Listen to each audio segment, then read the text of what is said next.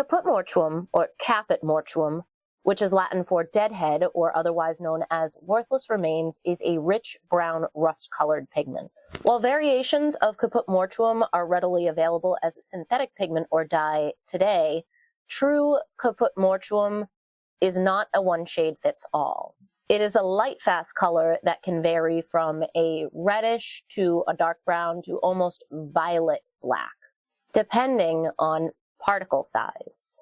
The pigment came into mainstream popularity through alchemy as a byproduct of sulfuric acid. After nobler elements had sublimated, a mineral iron oxide known as hematite or blood ore was left over in the heating flask. Alchemists referred to this residue as worthless remains, or caput mortuum. It was given the alchemical symbol of 3 dots arranged in a circle, a simple and very primitive symbol which resembles a skull. The second way to make caput mortuum involves actual remains.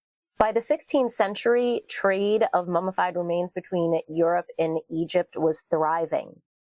Apothecaries carried mummy powder, which was used as an anti-aging agent and ingested as medicine. People believed mummy dust could cure just about anything and that it had mystical curative properties. Ground up mummy was mixed with white pitch and myrrh to make paint.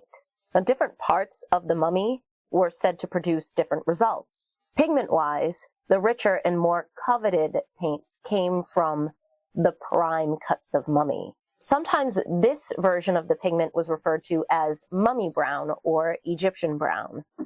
Occasionally, these terms were used interchangeably with caput mortuum. The modern distinction is important to make. You would be hard-pressed to find, real mummy brown or Egyptian brown. But there are synthetic versions that are available.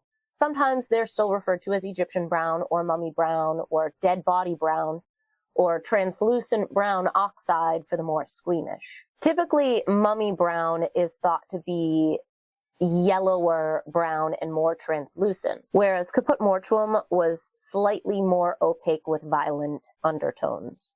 Violent? Violet undertones. This color was at one time referred to as the cardinal purple because it was used to paint the robes of regal and religious figures. That is the condensed and creepy history of caput mortuum.